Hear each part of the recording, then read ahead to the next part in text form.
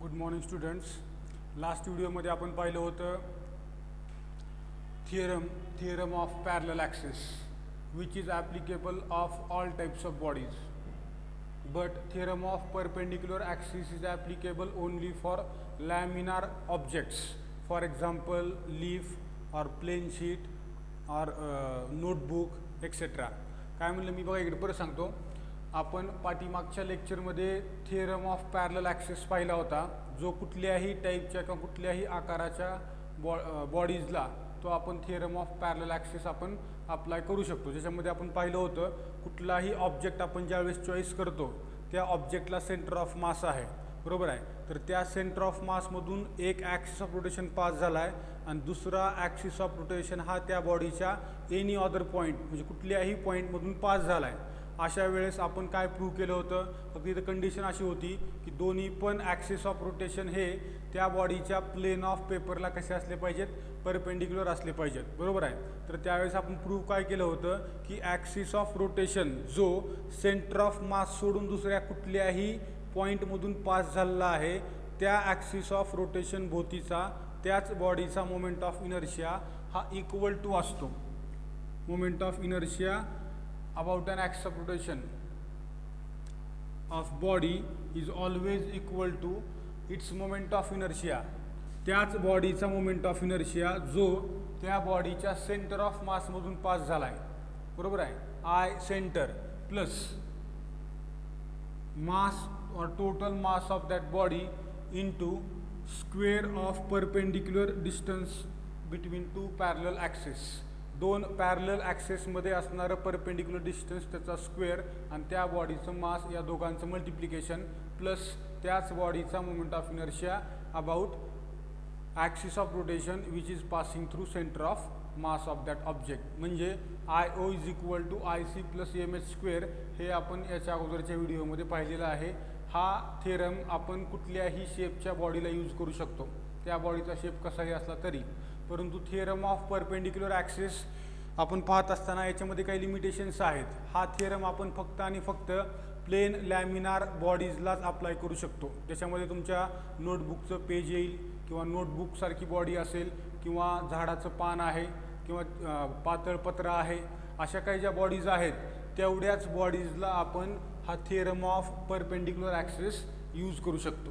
तर आपण त्याचं स्टेटमेंट काय आहे, त्याचा प्रूफ काय आहे, एक्झामला बऱ्याच वेळा हा थिअरम 2 मार्काला विचारला गेलेला आहे. 2 मार्कासाठी हा थिअरम यूज करतात. एकदम सोपा असा हा थिअरम आहे. तर याचा प्रूफ आज आपण या व्हिडिओमध्ये पाहणार आहोत, बरोबर आहे. बघा आता थिअरम ऑफ परपेंडिक्युलर ॲक्सिस याच्यामध्ये काय आहे तर हा थिअरम मोमेंट ऑफ इनर्शियाजला रिलेट करतो. कशाचे मोमेंट ऑफ इनर्शिया तर लॅमिनार ऑब्जेक्टच्या 3 ॲक्सिस ऑफ रोटेशन भोवतीचा मोमेंट ऑफ इनर्शिया त्यांना रिलेट करणारं इक्वेशन म्हणजे हा थिअरम आहे, थिअरम ऑफ परपेंडिक्युलर ॲक्सिस. मग आता याच्यामध्ये काय कन्सिडर केलं आपण, consider a plane laminar sheet of any shape. कुठल्याही शेपची म्हणजे त्याचा शेप हा चौकोनी असावा, सर्क्युलर असावा, रेक्टँग्युलर असावा किंवा आणखीन कुठल्या तरी शेपचा असावा असं काही नाही. कुठल्याही शेपची फक्त प्लेन लॅमिनार बॉडी आहे. हे म्हणजे तुमच्या एक वहीचं पेज आहे असं तुम्ही कन्सिडर केलं, बरोबर आहे. ज्याचा आकार तुम्ही इथं पाहताय तो तुम्ही चौकोनी कन्सिडर करू शकता, तुम्ही तो सर्क्युलर देखील कन्सिडर करू शकता. परंतु ती बॉडी एक प्लेन लॅमिनार बॉडी असणं गरजेचं आहे. समजा मी असा हात पकडला तर हा दिसणारा पार्ट जो आहे हा कसा आहे, एक प्लेन लॅमिनार शीट आहे किंवा प्लेन लॅमिनार बॉडी आहे असं म्हणू शकतो आपण. किंवा एक आपल्या नोटबुकचं पेज घेतलं आपण, ते पेज देखील काय आहे, एक प्लेन लॅमिनार बॉडी आहे, बरोबर आहे. तर त्या बॉडीचा moment of inertia 3 axis of rotation भोवतीचा, त्या 3 ॲक्सिस ऑफ रोटेशन भोवतीच्या मोमेंट ऑफ इनर्शियाला रिलेट करणारं इक्वेशन म्हणजे हा थिअरम आहे. मग आता याच्यामध्ये कन्सिडरेशन काय केलं आपण सुरुवातीला तर एक प्लेन लॅमिनार ऑब्जेक्ट किंवा बॉडी किंवा शीट आपण कन्सिडर केली, बरोबर आहे, ज्याचं मास समजा M आहे. This body is made up of large number of small elements each of mass dm. Consider one such element situated at point P. काय केलं आपण नंतर, ही बॉडी जी आहे ही बॉडी तयार झाली. कशापासून तयार झालेली आहे तर स्मॉलेस्ट एलिमेंट्सपासून. मासचे स्मॉलेस्ट एलिमेंट्स म्हणजे याचा अर्थ लहानात लहान मास, ज्या एका एलिमेंटचं मास आपण कन्सिडर केलं DM. असे नंबर ऑफ एलिमेंट्स या शीटमध्ये आहेत, त्यावेळेस या शीटचा आपल्याला टोटल मास पाहायला मिळते. मग आपण तसा एक एलिमेंट कन्सिडर केला जो P या पॉईंटला सिच्युएटेड आहे. मग परत काय कन्सिडर केलं, consider 3 access X, Y and Z. कसे कसे आहेत ते 3 ॲक्सेसेस, तर X and Y axes are lying in the plane of that laminar body. काय म्हणलं मी, X आणि Y ॲक्सेस हे 2 ॲक्सेस असे आहेत जे त्या बॉडीच्या प्लेनमध्येच सिच्युएटेड आहेत किंवा प्लेनमध्येच आहेत म्हटलं तरी चालेल. कशा पद्धतीनं, तुम्ही समजा ही अशी बॉडी कन्सिडर केली तर Y ॲक्सिस इकडं आहे दाखवल्याप्रमाणे आणि X ॲक्सिस हा इकडं आहे. याला म्हणतो आपण lying in the plane of that body. म्हणजे थोडक्यात या बॉडीचं जे प्लेन आहे, इथं आपण बघू शकतो या बॉडीचं XY प्लेन आहे. तर या XY प्लेनमध्येच इकडल्या बाजूला Y ॲक्सिस आहे, इकडल्या बाजूला X ॲक्सिस आहे. बरोबर आहे. They are mutually perpendicular to each other. आपल्याला माहीत आहे की 2 ॲक्सिस X आणि Y ॲक्सिस जे एकमेकाला कसे असतात, 2 डायमेन्शनल कार्टेशियन कोऑर्डिनेट सिस्टीममध्ये एकमेकाला म्युच्युअली परपेंडिक्युलर असतात. बरोबर आहे. And third axis that is Z axis is perpendicular to the plane of that laminar body and passing through the point O that is concurrent to both axis X and Y axis. काय म्हणलं मी, Z axis जो आपण या ठिकाणी consider केला, Z axis हा कशा पद्धतीने आपण कन्सिडर केला, तर Z ॲक्सिस हा त्या त्या बॉडीच्या प्लेनला परपेंडिक्युलर आहे. फॉर एक्झाम्पल समजा हे तुमचं प्लेन आहे, बरोबर आहे. Z ॲक्सिस हा एक्झॅक्ट या प्लेनला परपेंडिक्युलर पास झाला आहे अशा पद्धतीनं. बरोबर आहे. आणि दुसरी गोष्ट, ज्या ठिकाणी Y ॲक्सिस आणि X ॲक्सिस एकमेकाला काय करतात, इंटरसेक्ट करतात, त्या पॉईंट ऑफ इंटरसेक्शनला आपण O नाव दिलं आणि त्या पॉईंट ऑफ इंटरसेक्शनमधून Z ॲक्सिस हा परपेंडिक्युलरली पास झाला. याचा अर्थ सिच्युएशन कशी तयार झाली, आपण म्हणू शकतो X axis, Y axis and Z axis are mutually perpendicular to each other passing through point O in the plane of body, whereas X and Y axis are in the plane of laminar body and Z axis is perpendicular to plane of that laminar body. बरोबर आहे. काय म्हणलं मी, X आणि Y axis हे कसे आहेत, तर या बॉडीच्या प्लेनमध्येच आहेत. या बॉडीचं जे प्लेन आहे XY प्लेन, त्या प्लेनमध्ये Y ॲक्सिस आणि X ॲक्सिस प्रेझेंट आहेत आणि Z ॲक्सिस हा कसा आहे, तर त्या बॉडीच्या प्लेनला परपेंडिक्युलरली पास झालेला आहे. मग आता आपल्याला थेरम काय प्रूव्ह करायचा आहे, तर we have to prove that moment of inertia of that plane laminar body about an axis perpendicular to its plane that is IZ is equal to sum of its moment of inertia about 2 mutually perpendicular axis lying in the plane of that laminar body and all these 3 are being concurrent. हे आपल्याला prove करायचे. हे आपलं काय आहे, statement आहे. हे आपलं स्टेटमेंट आहे. काय सांगितलं मी, IZ is equal to IX plus IY. काय बोललो मी, तर IZ म्हणजे काय आहे, IZ हा मोमेंट ऑफ इनर्शिया आहे त्या बॉडीचा. मोमेंट ऑफ इनर्शिया म्हणजे काय थोडक्यात, तर ॲक्सिस ऑफ रोटेशन या बॉडीच्या समजा असा पास झालेला आहे, ही बॉडी त्याच्यामधून ॲक्सिस ऑफ रोटेशन Z असा पास झाला आहे, याच्या भोवती ती बॉडी अशी गोल फिरणार आहे. बरोबर आहे.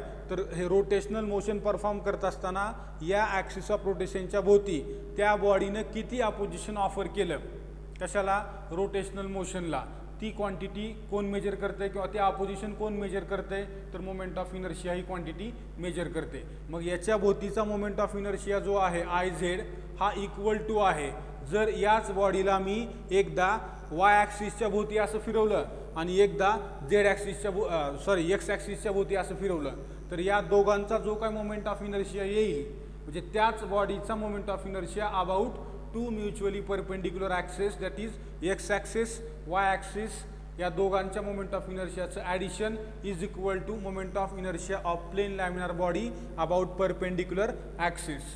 And we know that all these 3 axes are concurrent to each other. आपल्याला हेच प्रूव्ह करायचे. IZ is equal to IX plus IY. तुम्ही काय म्हणतो या ठिकाणी 3 ॲक्सिस आपण कन्सिडर केले. लेट IX हा प्रूफ आपण नंतर करणार आहोत. Let IX, IY and IZ be the moment of inertias of plane laminar body about X, Y and Z axis respectively. काय म्हणलं मी या ठिकाणी, आपण 3 ॲक्सिस ऑफ रोटेशन कन्सिडर केले, ज्याच्या भोवती ती आपण बॉडी रोटेट करणार आहोत, बरोबर आहे. एक्स ॲक्सिस, वाय ॲक्सिस आणि झेड ॲक्सिस, बरोबर आहे. या 3 ॲक्सिस ऑफ रोटेशन भोवतीचा मोमेंट ऑफ इनर्शिया आपण सांगितला IX, IY आणि IZ. मग आता परत याच्यानंतरची पुढची स्टेप काय आहे, let P be any point in the XY plane. XY प्लेनमध्ये आपण P एक पॉईंट कन्सिडर केला where a small element of mass DM is situated. काय म्हणलं मी, एक आपण P हा पॉईंट या ठिकाणी कन्सिडर केला, या XY प्लेनमध्ये ज्या पॉईंटला DM एवढं मास असणारा एक स्मॉल एलिमेंट काय आहे, सिच्युएटेड आहे असं आपण सांगितलं, बरोबर आहे. मग आता काय म्हणलं मी, draw perpendiculars from point P to X and Y axis. काय केलं आपण, P या पॉईंटपासून आपण 2 परपेंडिक्युलर्स ड्रॉ केले, एक टाकला X ॲक्सिसवर, दुसरा टाकला Y ॲक्सिसवर. Then PN is equal to X and PM is equal to Y. हे काय आहेत, these are the distances of point P or perpendicular distances of point P from X and Y axis respectively, बरोबर आहे. इथं काय दिसते आपल्याला, P हा पॉईंट या ठिकाणी X ॲक्सिसपासून Y अंतरावरती आहे आणि Y ॲक्सिसपासून X अंतरावरती आहे. म्हणजे याचा अर्थ समोरासमोरील बाजू ही पण Y असणार आणि ही पण X असणार, बरोबर आहे. आणि हे डिस्टन्स जे आहे OP is equal to small r. This is the distance of point P from और perpendicular distance of point P from Z axis. Z ॲक्सिसपासून P या पॉईंटचं perpendicular distance OP is equal to small r आहे असं आपण consider केलं, बरोबर आहे. आता स्मॉल r म्हणजेच काय आहे, small r is nothing but diagonal of right angle triangle OMP और PNO और PMO. आपण या 2 राईट अँगल्ड ट्रायंगलची डायगोनल हा R आहे असं आपण सांगू शकतो. आणि R साठी आपण इक्वेशन काय लिहू शकतो, तर we know that using Pythagoras theorem r² is equal to x² plus y². Therefore R is equal to square root of x² plus y². म्हणजे याचा अर्थ R is equal to square root of x² plus y². हे R साठीचं, R हे काय आहे, distance आहे, त्याला आपण असं लिहू शकतो, बरोबर आहे. आता याच्यामध्ये काय होईल, बघा इकडं, लेट मोमेंट ऑफ इनर्शिया. आता मोमेंट ऑफ इनर्शिया IX, आपल्याला एलिमेंटचं मास माहीत आहे, डिस्टन्स माहीत आहे, मोमेंट ऑफ इनर्शिया आपण कॅल्क्युलेट करू शकतो, बरोबर आहे. मग IX इज इक्वल टू, आपल्याला माहीत आहे मोमेंट ऑफ इनर्शियाचा फॉर्म्युला काय आहे, I is equal to integration r² dm, where dm is the mass of small element and r is the distance of that small element from axis of rotation. जे कसलं आहे, perpendicular distance आहे त्याचा square. या दोघांचं multiplication, याला जर आपण इंटिग्रेट केलं तर आपल्याला मोमेंट ऑफ इनर्शिया मिळतो. तसं आपल्याला IX, IY आणि IZ या 3 ॲक्सिस ऑफ रोटेशन भोवतीचा moment of inertia find out करायचा आहे, बरोबर आहे. मग आता मी काय केलं या ठिकाणी, IX काय येईल, मग या ठिकाणी इंटिग्रेशन IX हे 2 कन्सिडर करायचे नाहीत ॲक्सिस ऑफ रोटेशन. फक्त ही प्लेन लॅमिनार बॉडी याच्या भोवती फिरत आहे. फॉर एक्झाम्पल, ती प्लेन लॅमिनार बॉडी अशी आहे आणि Y आपला X ॲक्सिस इथं आहे, याच्या भोवतीचा मोमेंट ऑफ इनर्शिया काढायचा आहे. Y आणि Z ॲक्सिस आपल्यासाठी सध्या तरी इथं प्रेझेंट नाही. मग याच्या भोवती फिरत असताना अशा पद्धतीनं बॉडी रोटेट होईल. त्यावेळेस मोमेंट ऑफ इनर्शिया कसा सांगतो आपण, तर इंटिग्रेशन r² dm. R म्हणजे परपेंडिक्युलर डिस्टन्स, मग X ॲक्सिसपासून किती आहे, तर y² dm. Similarly, in case of IY, integration x² dm, and in case of Z axis काही या ठिकाणी r² dm, बरोबर आहे. आता r² ची व्हॅल्यू आपल्याला माहित आहे, square root of x² plus y² आहे, बरोबर आहे. r² ची व्हॅल्यू काय येईल, हे स्क्वेअर रूट आणि स्क्वेअर कॅन्सल होईल. R ची व्हॅल्यू ही आहे, इथं R चा स्क्वेअर आहे, स्क्वेअर आणि स्क्वेअर रूट कॅन्सल. आपण बघा इकडे लिहून दाखवतो, IZ is equal to integration, हे R ची value square root of x² plus y², हा ब्रॅकेट स्क्वेअर, हा स्क्वेअर आहे इथं, आणि हा dm. इथं काय होईल, मग square and square root will be cancelled. मग या ठिकाणी काय राहील फक्त, therefore IZ is equal to integration as it is integration x² plus y² bracket close आणि हे dm. मग इंटिग्रेशन सेपरेट करतो मी, बरोबर आहे. काय होईल? Therefore I Z is equal to integration X square D M plus integration Y square D M. मग इथं काय झालं? एक्स स्क्वेअर डी एम म्हणजे काय आहे? आय वाय, आणि वाय स्क्वेअर डी एम म्हणजे I X. Therefore we can write I Z is equal to I Y plus I X. Here is your proof. और I Z is equal to I X plus I Y. हा तुमचा काय आहे? Theorem of perpendicular axis. ज्या ठिकाणी ring म्हणजे एक laminar body आहे. रिंगला आपण नोटबुकच्या पेजवर ठेवा, ती त्या प्लेनमध्ये राहते, बरोबर. जसं की समजा आपण डस्टर जर ठेवलं हातावरती, 3 डायमेन्शनल स्ट्रक्चर आहे.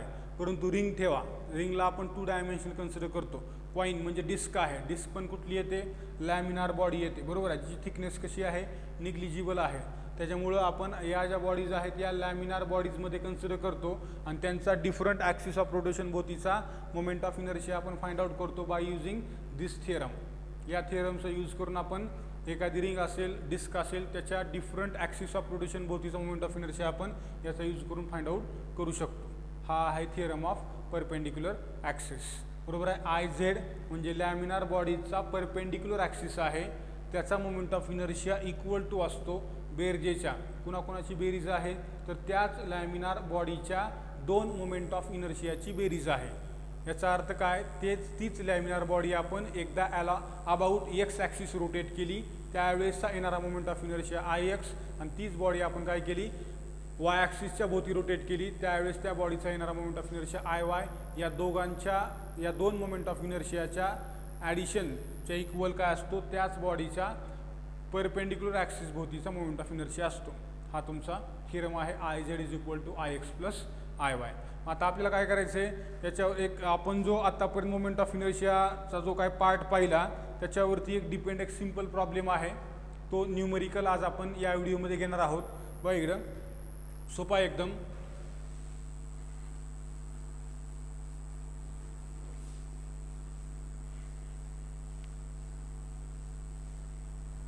तुमचं जे बुक आहे PDF बुक, त्या बुकमध्ये एक्झाम्पल 1.7 या नावानं हा तुमचा न्यूमरिकल आहे, जो पेज नंबर 16वर प्रेझेंट आहे डाव्या साईडला एका स्क्वेअरमध्ये. तर तो न्यूमरिकल आपण घेणार आहोत. बघा इकडं, a flywheel is a mechanical device. A flywheel is a mechanical device. Flywheel म्हणजे काय? फ्लायव्हील म्हणजे तुम्ही जर समजा किर्लोस्करचं जुनं इंजिन पाहिलं असेल, त्या साईडला जे चाक असते मोठं लोखंडी, त्याला आपण फ्लायव्हील असं म्हणतो, कळालं. A flywheel is a mechanical device specifically designed to efficiently store rotational energy for a particular machine.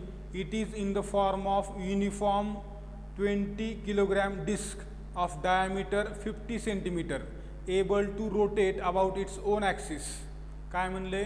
की एक फ्लायव्हील आहे. फ्लायव्हील हे कशाचंही असू शकतं. जनरली आपण जर मेकॅनिकल फील्डमध्ये पाहिलं तर फ्लायव्हील हे लोखंडाचे असतात, आणि ज्याला म्हणजे थोडक्यात डिस्क असते.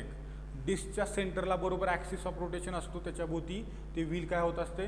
रोटेट होत असते, बरोबर आहे. तर त्या व्हीलचे त्यांनी आपल्याला मास सांगितले, किती आहे? बघा इकडं 1.7 हा न्यूमरिकल आहे. आपल्याला काय बघा, तुम्हाला मोमेंट ऑफ इनर्शिया वरती न्यूमरिकल घेण्याचं रिझन काय? तर तो कसा यूज करायचा आपल्या डेली लाईफमध्ये, ॲक्च्युअल लाईफमध्ये मोमेंट ऑफ इनर्शियाचा यूज कसा होतो, त्याच्यावरून आपण कसं कायनेटिक एनर्जी कॅल्क्युलेट करू शकतो, किंवा मोमेंट ऑफ इनर्शिया कॅल्क्युलेट करू शकतो, किंवा त्या व्हीलचा आपण अँग्युलर स्पीड कसा कॅल्क्युलेट करायचा, ते आपण या इक्वेशन थ्रू पाहणार आहोत, बरोबर आहेत. म्हणजे हे जे इक्वेशन्स आपण पाहिले तर ह्या न्यूमरिकल थ्रू आपण ते पाहणार आहोत. तर न्यूमरिकल आपला काय सांगतो? एक फ्लायव्हील आहे, एवढं आपल्याला समजलं. फ्लायव्हील कुठं कुठं असतंय? तर मी सांगितले की बऱ्याच ज्या कुठल्या मेकॅनिकल डिव्हायसेस आहेत मोठमोठे, जे कुठल्या मोठमोठ्या फॅक्टरीजमध्ये मशिनरी यूज होतात, त्या ठिकाणी फ्लायव्हील प्रेझेंट असते. फ्लायव्हील म्हणजे एक लोखंडी चाक आहे, भरीव ज्याला म्हणता येईल आपल्याला, किंवा फ्लान्स ज्याला म्हणतो आपण, फ्लान्ससारखा आकाराचे, किंवा रेल्वेचं चाक, त्याला आपण फ्लायव्हील म्हणू शकतो आपण. फक्त ते एवढंच की आतमध्ये पूर्ण असं भरीव असलं पाहिजे, सेंटरला ॲक्सिस ऑफ रोटेशन. तर त्या फ्लायव्हीलचं मास हे 20 kg आहे, त्यांनी असं आपल्याला सांगितलं आहे. मी 1 by 1 त्यांनी दिलेला गिवन डेटा हा लिहून घेतो. कधी कधी गिवन डेटाला मार्क असतात, कधी कधी नसतात, परंतु गिवन डेटा हा लिहिणं कंपल्सरी आहे. त्याच्याशिवाय आपल्याला पुढचा प्रॉब्लेम कसा सोडवायचा याची आयडिया येत नाही, बरोबर आहे. त्याच्यामुळे इथं गिवन डेटा सुरुवातीला मी लिहितो. त्याच्यामध्ये त्यांनी सांगितले आपल्याला 20 kg एवढं मास त्या व्हीलचं आहे. त्यांनी त्याची डायमीटर सांगितलेली आहे, बरोबर आहे. हे जर आपण या ठिकाणी व्हील ड्रॉ केलं तर या व्हीलची डायमीटर D = त्यांनी सांगितली 50 मीटर आहे. इथे लिहितो मी, diameter of that flywheel is 50 metre, therefore radius is D/2 = 50/2 R काय येईल 25 मीटर. ही काय आहे, त्या फ्लाय व्हीलची डायमीटर आहे, सॉरी 50 सेंटीमीटर आहे. त्याला आपल्याला कन्वर्ट करावं लागेल नंतर 50 सेंटीमीटर. हे रेडियस सेंटीमीटरमध्ये येईल, हे सेंटीमीटरमध्ये येईल. आता याच्यामध्ये काय तर बघा 20 kg मासचं युनिट हे किलोग्रॅम आहे. या सिस्टीममध्ये आपल्याला सर्वांना माहीत आहे, बरोबर आहे. आणि CGSमध्ये ग्रॅम आहे. मग इथं आपल्याला न्यूमरिकल कॅल्क्युलेट करत असताना बाकीच्या सर्वच्या सर्व व्हॅल्यूज SI मध्ये असल्यामुळं ज्या कुठल्या व्हॅल्यूज 1-2 CGSमध्ये आहेत त्यांना SI सिस्टीममध्ये आपल्याला कन्वर्ट करावं लागेल, बरोबर आहे. आता इथं या ठिकाणी किलोग्रॅम मास हे किलोग्रॅममध्ये आहे, SI सिस्टीममध्ये आहे. परंतु आपल्याला डायमीटर कशी दिली आहे 50 सेंटीमीटर म्हणजे CGSमध्ये आहे, त्याला आपल्याला SI मध्ये कन्वर्ट करावं लागेल. मी अगोदर डायमीटरवरून आपण रेडियस फाइंड आउट केली. याची रेडियस किती आहे, याची रेडियस आहे 25 सेंटीमीटर. याला आपल्याला कन्वर्ट करायचं आहे मीटरमध्ये. मग मीटरमध्ये कसं कन्वर्ट करायचं तर आपल्याला कन्वर्जन फॅक्टर माहीत आहे. 1 मीटर = 100 सेंटीमीटर. याला इकडे घेऊन या, काय होईल 1/100 मीटर = 1 सेंटीमीटर. इथं काहीच राहिलं नाही म्हणजे 1 आहे, बरोबर आहे. 100ला वर घेऊन जावा, 10⁻⁴ इथं खाली काय आहे 100 म्हणजे +2 आहे, वर गेल्यानंतर काय होईल -2. हां, हे 10⁻⁻² मीटर = 1 सेंटीमीटर. म्हणजे एका सेंटीमीटरला मीटरमध्ये कन्वर्ट करायचं असेल तर आपल्याला 10⁻² या फॅक्टरनं काय करावं लागेल, कन्वर्जन फॅक्टरनं आपल्याला मल्टिप्लाय करावं लागेल. मग या ठिकाणी किती सेंटीमीटर आहेत 25 सेंटीमीटर आहेत. इथं 1 सेंटीमीटरला कन्वर्ट करायचं मीटरमध्ये तर यानं मल्टिप्लाय करावं लागेल. सिमिलरली या ठिकाणी R = 25ला आपल्याला मल्टिप्लाय करावं लागेल 10⁻² ने. त्यावेळेस तो कसा होईल चेंज R = 25 × 10⁻² मीटर. हे झालं SI मध्ये. म्हणजे आपल्याला 2 व्हॅल्यूज त्यांनी आतापर्यंत सांगितल्या. नेक्स्ट पुढचा प्रॉब्लेम, त्याच्या पुढचा पार्ट मी वाचतो. बघा इकडं, कॅल्क्युलेट इट्स कायनेटिक एनर्जी. काय म्हणले, calculate it's kinetic energy when rotating at 1200 RPM. ज्यावेळेस ते चाक 1200 RPM एवढ्या फ्रिक्वेन्सीनं रोटेट होत असेल त्यावेळेस त्याची कायनेटिक एनर्जी किती असेल त्यांनी आपल्याला कॅल्क्युलेट करायला सांगितलेलं आहे. म्हणजे आपल्याला एक समजलं की कायनेटिक एनर्जी आत्तापर्यंतच्या डेटावरून तर आपल्याला कॅल्क्युलेट करायची आहे. यालाच नाव देतो मी KE रोटेशनल, जी आपल्याला कॅल्क्युलेट करायची KE रोटेशनल. आणि त्याने आपल्याला काय दिली, फ्रिक्वेन्सी दिलेली आहे. फ्रिक्वेन्सीचे सिम्बॉल 3 आहेत, एक N आहे, एक F आहे आणि एक न्यू आहे. वेगवेगळ्या फिजिक्सच्या पेपरमध्ये आपण वेगवेगळ्या प्रकारचा सिम्बॉल यूज करतो, परंतु इथं फ्रिक्वेन्सी आपण स्मॉल n ने दाखवतो, बरोबर आहे. मग हे स्मॉल n किती आहे तर त्याने सांगितले 1200 RPM एवढी फ्रिक्वेन्सी आहे. RPM, RPS, RPH हे काय आहेत, फ्रिक्वेन्सी मेजर करण्याचे युनिट्स आहेत. परंतु याच्यामधलं SI युनिट फक्त एकच आहे, ते म्हणजे RPS, revolutions per second. RPM म्हणजे रिव्होल्यूशन पर मिनिट, RPH म्हणजे रिव्होल्यूशन पर आवर. एका तासाला चाक किती वेळेस चक्कर पूर्ण करते त्याला RPH म्हणायचं. RPM म्हणजे एका मिनिटाला ते चाक किती वेळेस चक्कर पूर्ण करते आणि RPS म्हणजे एका सेकंदाला ते चाक किती वेळेस रिव्होल्यूशन पूर्ण करते. मग आपलं SI युनिट कुठलं आहे, एकतर हर्ट्झ म्हणजेच रिव्होल्यूशन पर सेकंद, त्याच्यामध्ये आपल्याला कन्वर्ट करावं लागेल. मग कन्वर्जन कसं करायचं तर बघा इथं दाखवतो मी तुम्हाला. हे 1200 RPM यालाच मी लिहितो असं 1200 रिव्होल्यूशन पर मिनिट. आता याला आपल्याला कन्वर्ट करायचं सेकंदामध्ये, म्हणजे काय आहे 1200 ॲज इट इज रिव्होल्यूशन. हे मिनिट म्हणजे काय, पर मिनिट म्हणजे 1 मिनिट. 1 मिनिट म्हणजे किती तर 1 minute = 60 second. Revolution per second झालं. या ठिकाणी हे कॅन्सल होईल, 6 × 2 = 12, 6 × 2 = 12, बरोबर आहे. या ठिकाणी काय होईल, हे 0, बरोबर आहे. काय आलं या ठिकाणी 20 hertz or 20 revolution per second, बरोबर आहे. आता या ठिकाणी काय आलं, तुमची फ्रिक्वेन्सी आली n is equal to 20 hertz or RPS. याला पण आपण SI मध्ये कन्वर्ट केलं. कॅल्क्युलेट काय म्हणलं तिने आपल्याला, इट्स कायनॅटिक, त्या फ्लायव्हीलची आपल्याला काय रोटेशनल कायनॅटिक एनर्जी कॅल्क्युलेट करायची आहे. पुढे तिने आपल्याला काय म्हणलं बघा, कॅल्क्युलेट, दुसरी गोष्ट सांगितली, use pi square is equal to 10. आपल्याला माहीत आहे पायची व्हॅल्यू जी आहे, पायची व्हॅल्यू ही 3.142 आहे. याचा जर स्क्वेअर केला तुम्ही 9.125 असं काहीतरी येतो, 9.125 ॲप्रॉक्सिमेटली, त्याला आपण 10 कन्सिडर करू शकतो, बरोबर आहे. ते आपण इथं घेतलं. पुढे त्याने काय म्हणले आपल्याला बघा, calculate its moment of inertia in case it is rotated about tangent in its plane. आता हा पार्ट थोडा प्रॉब्लेमचा डिफरंट पार्ट आहे, आपण फक्त पहिला पार्ट बघू अगोदर, बरोबर आहे. कायनेटिक एनर्जी कॅल्क्युलेट करण्याचा formula KE rotational is equal to half I omega square हा आहे. टँजेंट इन इट्स प्लेन म्हणले तिने आपल्याला, म्हणजे याचा मोमेंट ऑफ इनर्शिया कसा येईल, ही तुमच्यासमोर मी इथं डिस्क काढतो, फ्लायव्हील ॲक्सिस ऑफ रोटेशन इथून असा पास झाला आहे, तर याच्या भोवती ती डिस्क रोटेट होत आहे. याचा मोमेंट ऑफ इनर्शिया येतो I centre is equal to half MR square. हे डेरिव्हेशन मी तुम्हाला डिराईव्ह करून दिलेलं आहे, ते आपल्या इथे यूज करायचे. आता बघा, KE rotational is equal to half moment of inertia half MR square, ओमेगाची व्हॅल्यू 2πn त्याचा स्क्वेअर. आपल्याला माहिती आहे ओमेगा म्हणजे angular speed, it can be written as 2π/t और 2πn, ते लिहिलं आपण या ठिकाणी.